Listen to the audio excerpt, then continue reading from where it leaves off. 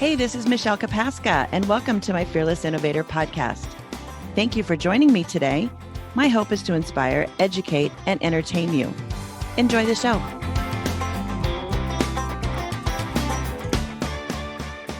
This week's episode is Overconfident. I believe you've all been following me on my journey. You know I'm from Iowa. I've lived in Kansas. I've lived in Missouri, Philadelphia, and New Jersey, and ultimately landed here in the sunny state of Florida.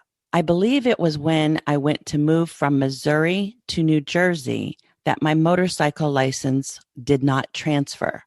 I think the state of New Jersey didn't allow it. I could be wrong, but I think that's where I finally lost my motorcycle license.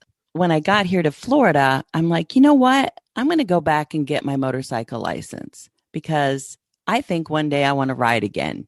In Florida, you had to take a 4-day class. That 4-day class consisted of a Friday and Saturday, 2 weekends in a row. The course consisted of reading and practical material. And then ultimately they had Honda 125s there for us to ride. So there was a driving course that we had to pass as well. So there's 2 parts to the test. Day 1, I walked into the classroom and I said to myself, I bet I'm going to be the only girl in here. And as luck would have it, there was one other girl in there. Because back then, there weren't a lot of women riding at all. This was a man's world, right? I get into this class and the instructor gets up there and he says, okay, I want everybody to go around the room. I want you to stand up, tell me your name, a little bit about yourself, and why do you want your motorcycle license? So when it was my turn, I stood up. I said, my name is Michelle Kapaska. I'm from Iowa and I grew up on a motorcycle, but I lost my license during the transition of my moves throughout different states. And I want my motorcycle license back because I think I would be enjoying riding here in Florida. So then I sat down. A couple of minutes later, the girl stands up. She gives us her name. I don't remember her name, but I do know this. She was from New York City, you know, where a lot of people don't have driver's license.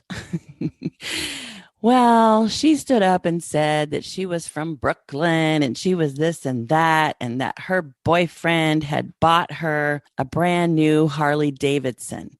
And so she was there to learn how to ride a motorcycle because she got a Harley.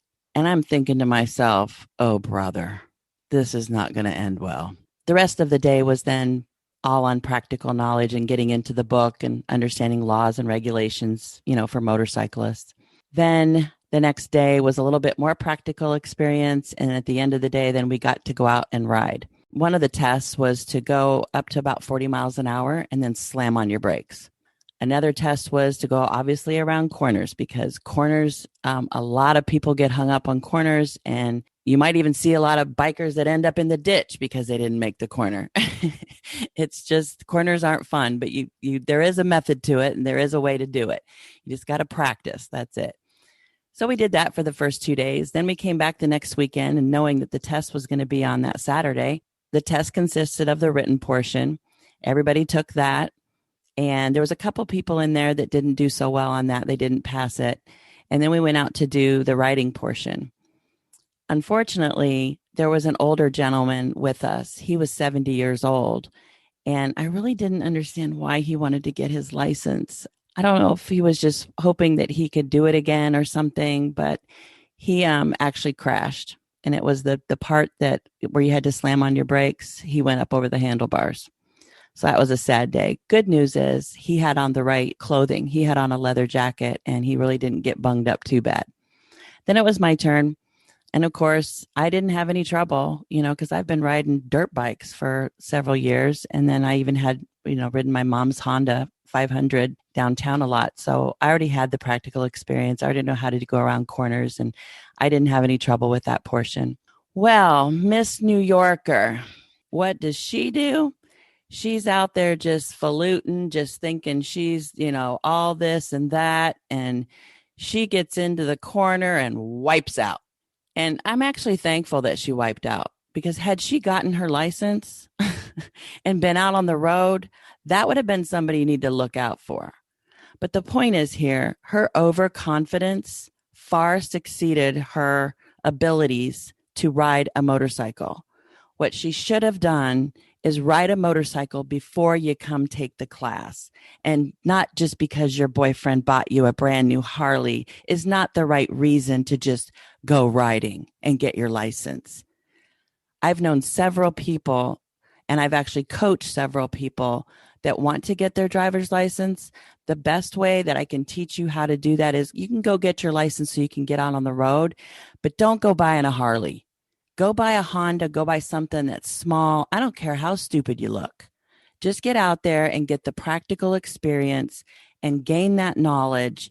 And then if you want to jump to a Harley or a fancier bike, then so by all means do it. Just don't start out in the beginning, because that girl would have wrecked that motorcycle. And I'm thankful that she actually wrecked on the course. So what was the punishment for her? The punishment was she had to take the course all over again. And I think it knocked her ego down a couple notches, and rightfully so. Being overconfident. Here's another story. I've been riding now for several years. There was one day that I went out to go on a ride, and I made it to the breakfast spot. And I was like, you know what? My confidence isn't here today. There is a lot of attitude when you ride a bike, but it's really about your confidence. And that day, I couldn't do it. I turned around and went home. And the rest of the group went on to do whatever they were going to do, but I went home because I didn't have the confidence it took.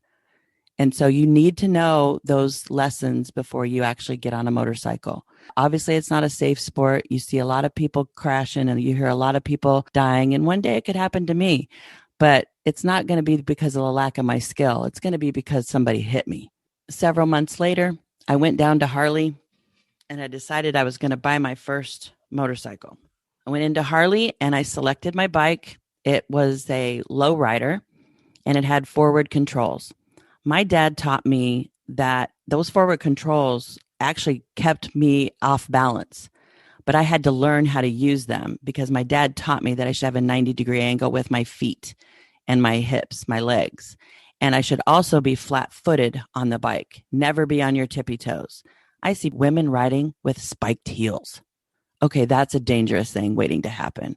But anyway, I digress. I picked out the Harley I wanted, but now I picked it out. It was down in St. Pete, which was an hour from where I lived, which meant I was either taking the highway or I was taking the inner city streets to get home. Neither one of those seemed appealing to me.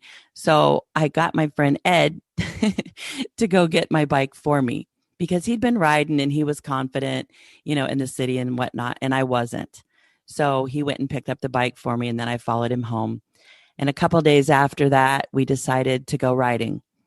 Only this time we would ride north of here, which is more in the country. And back then it was really rural back then. Now, not so much, but back then it had a lot of country roads that we could take and everything. But at the end of the day, Ed goes, Michelle, I don't know what you were doing, but he goes, you look like you've been riding for years. And I said, don't tell me that. I don't want to get my head so big that makes me sound like, I'm doing better than I am. I said, in all fairness, Ed, my insides were kind of tore up a little bit because I was trying to, maneuver. It's not only about the bike, it's about my skill. And then it's also about traffic. So you're constantly scanning, looking. But he was more concerned that it looked like that, I'd been riding for years. And I said, well, it's kind of like getting back on a horse. Once you've gotten on, you know how to get back on a horse. The same thing. It's just an iron horse. And I said, it did come natural to me. But again, it was because I've been riding for so many years prior to that it didn't scare me. The point is, never be overconfident. It just doesn't pay off. I hope in the end I've inspired you, educated, and entertained you along the way about my journey. If you want to reach out to me, you can find me at fearlessinnovator.com. If you want a free copy of my book called Why My Job Quit Me, Jumpstart Your Firing, it's also at fearlessinnovator.com/free book. I'm also hosting an innovation roundtable. I hold that the third Tuesday of each month, and you can find that at fearlessinnovator.com/roundtable. Be safe out there. Thank you for listening today. I hope you enjoyed the show. If I can help you invest in your future, reach out to me at fearlessinnovator.com. Catch me later.